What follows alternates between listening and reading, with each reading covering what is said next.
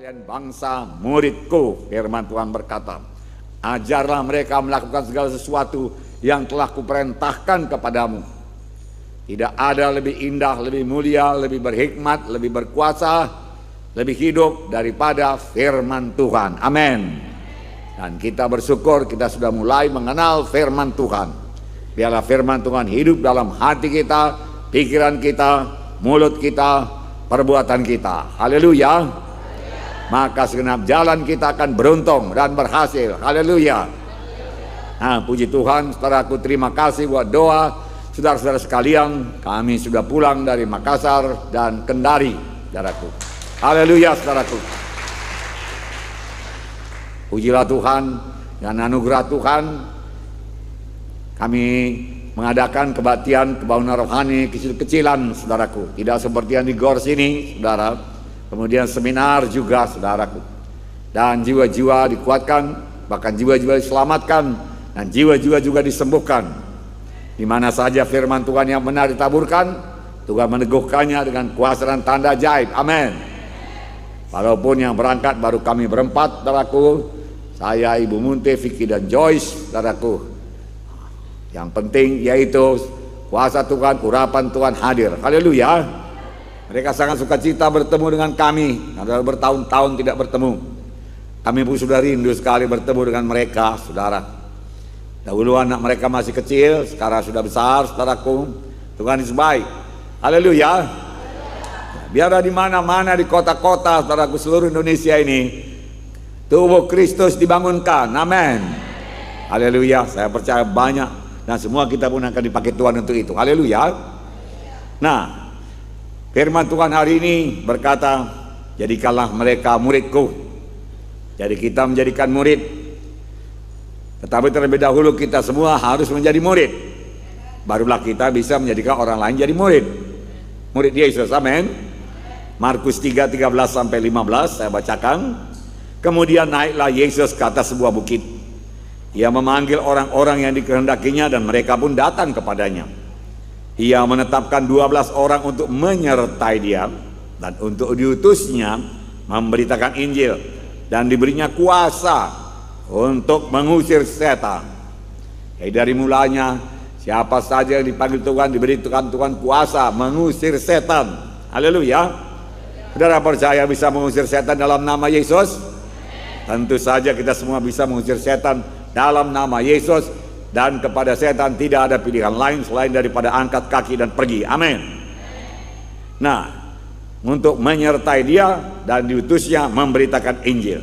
Keperluan terbesar dalam gereja sekarang ini ialah anak-anak Tuhan yang menjadi murid Yesus. Tidak sekadar selamat saja, tidak sekadar lahir baru saja. Jiwa itu tidak sekadar sembuh saja daripada penyakitnya. Tidak sekedar keberkatan saja dalam hidupnya, berkatan materi, tetapi benar-benar menjadi murid Yesus. Haleluya. Jadikanlah mereka itu muridku, firman Tuhan berkata. Ya, biar kita semua jadi murid Yesus. Salah satu alasan terbesar mengapa dunia ini belum dimenangkan buat Tuhan, mengapa dunia ini masih banyak jiwa-jiwa terhilang, ialah karena orang percaya dalam gereja, karena anak Tuhan dalam gereja belum menjadi murid Yesus, saudaraku. Sudah selamat, banyak sudah selamat, tapi banyak pula yang tetap anak-anak. Seperti sidang Korintus, ya tidak dewasa, saudaraku. Kamu masih manusia duniawi, Tuhan berkata kepada sidang Korintus. Oleh sebab itu aku tidak bisa bicara kepadamu seperti kepada orang dewasa, tetapi kepada anak-anak susulah kuberikan padamu. Mengeluh Tuhan melihat sidang Korintus yang anak-anak saja, yang kerinduannya juga duniawi, saudaraku.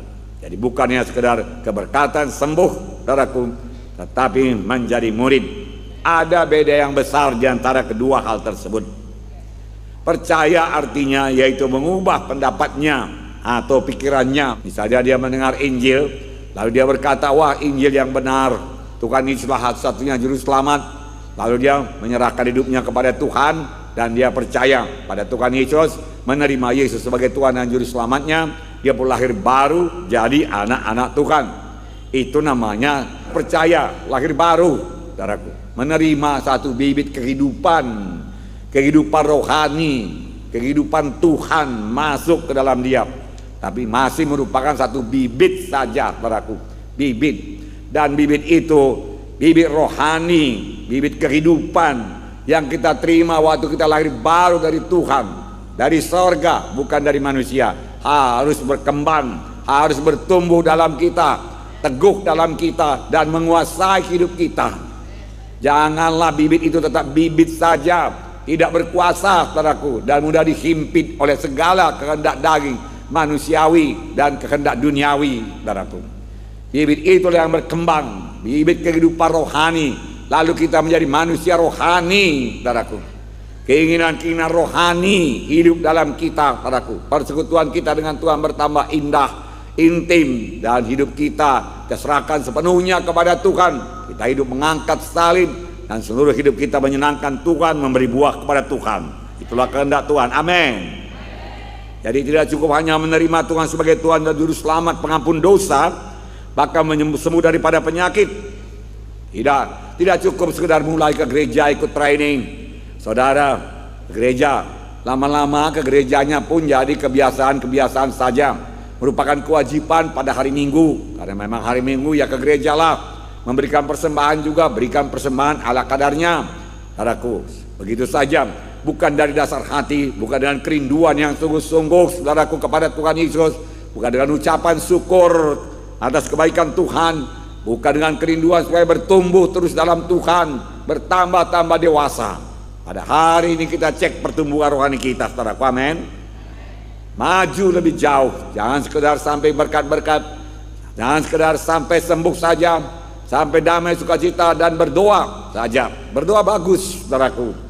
Saya bersyukur, tapi kebanyakan doa pun saya lihat masih berpusat pada diri sendiri saja. Ya, berkati aku, berkati keluargaku, saudaraku, dan lain sebagainya. Belumlah sampai mendoakan jiwa-jiwa sidang Tuhan supaya berkembang selamat. Jiwa-jiwa yang terhilang supaya diselamatkan Tuhan. Belum, saudaraku. Masih doa yang kalau orang dunia berkata kepentingan diri sendiri, itu pun baiklah, okelah. Tuhan pun menerima, Tuhan menjawab. Tetapi marilah kita bertumbuh, kita mulai terbeban kepada jiwa-jiwa. Kita mulai melihat dunia ini sebagaimana Tuhan melihat dunia ini. Terhilang, masih banyak domba-dombaku yang terhilang, Tuhan berkata. Mereka perlu diselamatkan. Mereka perlu menerima kampunan dosa, supaya mereka jangan masuk ke dalam hukuman yang kekal. Banyak anak-anak Tuhan sudah selamat, tetapi tidak bertumbuh. Bahkan saudaraku tidak baca Alkitab atau minim sekali baca Alkitab. Kebanyakan waktunya di depan TV, saudaraku. Majalah-majalah, buku-buku dunia. Doanya minim dan tidak berkuasa. Saudaraku, hari ini saudara kita lihat bagaimana menjadi murid. Amin. Maukah kita semua menjadi murid, bertumbuh dalam Tuhan? Amen. Jadi orang rohani, saudaraku. Hidup berkuasa. Amin. Kerajaan sorga adalah kerajaan kuasa, bukan hal makan minum, tapi kuasa. Setiap anak Tuhan harus berkuasa, melawan dosa, melawan setan, melawan penyakit, melawan kelemahan, saudaraku. Haleluya. Itulah dia kerajaan sorga yang sudah diberikan Tuhan kepada kita. Jadi bukan sekedar hanya menjadi orang percaya, bukan sekedar lahir baru saja, saudaraku. Ya, lahir baru, terima bibit kehidupan daripada Tuhan. Luar biasa itu, saudaraku, lahir baru. Memang sukacitanya pun luar biasa, saudaraku. Bibit kehidupan itu mulai bertumbuh, tetapi kerap kali dihimpit. Firman Tuhan berkata dihimpit oleh duri-duri, lalang-lalang, batu-batu, sehingga akarnya, saudaraku, tidak bisa meresap ke dalam, dan dia tidak kuat. Lalu datanglah gelombang dunia ini, dan bibit itu pun layu, saudaraku. Jangan demikian, saudaraku. Jadi bukan sekedar sembuh dari penyakit saja, bukan sekedar bebas dari kutuk dosa saja, bukan sekedar menerima berkat-berkat materi saja. Saudaraku, itu semua ditambahkan Tuhan saja itu. Berkat-berkat materi tambahkan Tuhan saja semuanya, saudaraku.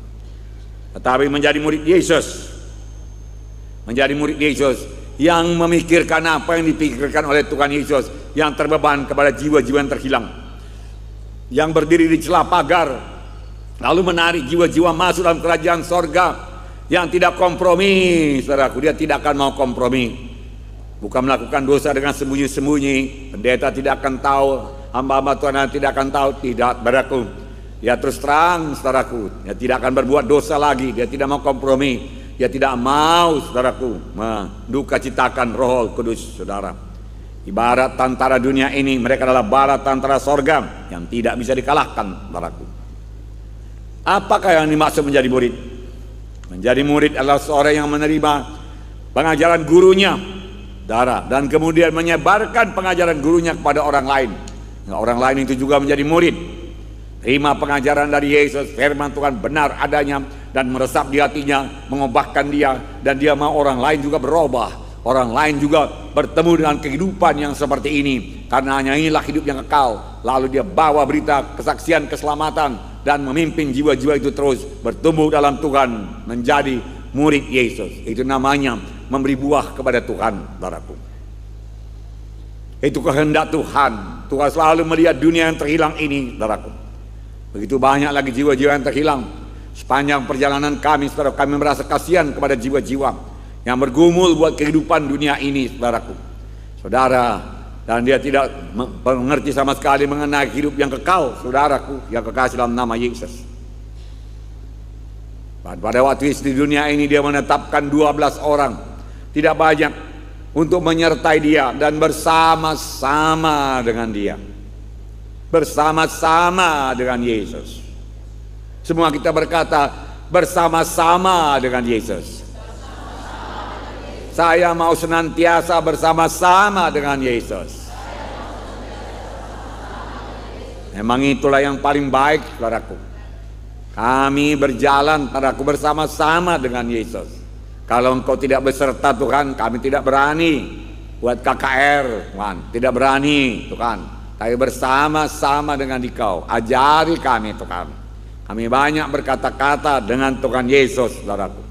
Rupanya banyak berkata-kata dengan Tuhan Yesus di luar daripada jam doa kita, membawa kuasa Tuhan turun dalam hidup kita, saudaraku. Tiap-tiap kali kita ucapkan firman Tuhan, maka kuasa firman Tuhan memancar, saudaraku. Keluar kuasa daripada firman yang kita ucapkan itu, memberkati hidup kita. Itu sebabnya anak-anak Tuhan harus rajin, harus lancar mengucapkan firman Tuhan. Kedengar oleh telinga badani ini, saudaraku.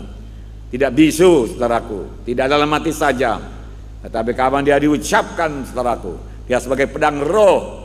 Dan kalau ada kuasa kegelapan, pekerjaan-pekerjaan setan ditebas oleh firman Tuhan, pedang roh yang kita ucapkan tersebut, saudaraku. Tapi kalau tidak kita ucapkan firman Tuhan, saudaraku, tidak berkuasa, saudaraku. Banyak mengucapkan firman Tuhan, haleluya. Banyak bersama-sama dengan Yesus. Itulah hidup kita, manusia rohani, saudaraku. Memang melayani sebagai pelayan Tuhan harus bersama-sama dengan Yesus. Senantiasa bersekutu dengan Tuhan Yesus, saudaraku. Dalam pikiran bersekutu dengan Tuhan Yesus, dalam ucapan bersekutu dengan Tuhan Yesus, dalam perbuatan bersekutu dengan Tuhan Yesus, dan bergantung kepada Tuhan buat kekuatan dan kesanggupan kita, buat urapan kita, bergantung sepenuhnya kepada Tuhan, haleluya. Maka saudara akan berkemenangan. Saudara mau kuat dalam Tuhan, banyaklah berkata-kata dengan Tuhan, saudaraku. Dia hidup, saudaraku, berjalan bersama-sama dengan dia, cerita dengan dia, saudaraku. Amin. Tuhan menginginkan anak-anaknya bertambah-tambah dewasa, bertambah-tambah mulia, dari kemuliaan kepada kemuliaan. Saudara mau dibentuk Tuhan. Manusia yang berdosa telah kehilangan kemuliaan Allah. Firman Tuhan Roma 3:23 berkata, semuanya telah berdosa dan telah kehilangan kemuliaan Allah. Tidak nampak lagi kemuliaan Tuhan dalam hidup ya, saudara. Udah rusak oleh dosa, saudaraku. Tetap rupanya pada waktu Tuhan menjadikan manusia ini mulia, bahkan mulia sekali karena Tuhan ciptakan menurut gambar dan rupanya. Tetapi waktu dia berdosa, firman Tuhan berkata kehilangan kemuliaan Allah. Dan turun-temurun sampai sekarang ini, ya banyak sekali anak-anak manusia ini sama sekali tidak memiliki lagi kemuliaan sedikit pun di dalam hidupnya, saudaraku. Tuhan mau mengembalikan kemuliaan itu dari kemuliaan kepada kemuliaan.